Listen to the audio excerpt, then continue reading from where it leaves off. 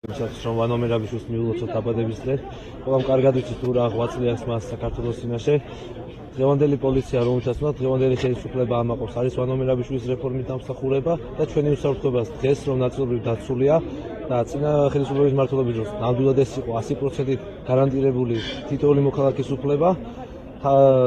სიმშვიდე ეს იყო პოლიციის დამსახურება და რა თქმა უნდა ამ ყველაფრის თავი და თავი იყო ვანომერაბიშვილის რეფორმა. Solidarობას უცხადეთ ვანომერაბიშვილს, ვინაიდან მიგვაჩნია რომ ვანომერაბიშვილი არის პირდაპირ პოლიტიკური პატიმარი.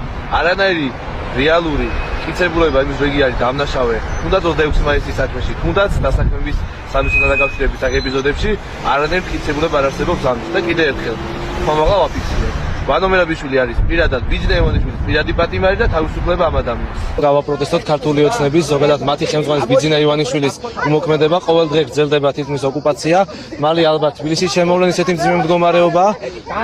და რავი, ვფიქრობ რომ ხალხმა ხმა უნდა ამოიღოს, უნდა გავაპროტესტოთ და უნდა გავაგებინოთ ამ ადამიანს ყოლბაში რა გამოკეტილი რომ ჩვენ არ შევეგვებით ოკუპაცია. ძირს ოკუპაცია, ძირს ოკუპანტები და ძირს ის ადამიანები, რომლებიც ამ ოკუპანტებს ხელგასწრილი ხვდებიან. მე მაქვს განცდა როგორც ბიძინა ივანიშვილს საქართველოს გონია საკუთარი შეპესე, სადაც უნდა იშოვოს ფული. ანალოგიურად ფიქრობს ალბათ დავით ნარმანიაც, რომ თბილისი არის შეპესე, სადაც უნდა მოხვეჭოს ფული, უნდა შევიდეს კორუფციულ გარიგებებში მოსახლეობის ხარჯზე. მოეგოს დროა, მოეგოს ნარმანია გონს. თქვენ ციზიარებთ პარტიის პოზიციას, რომ საქართველოს დაიწყო?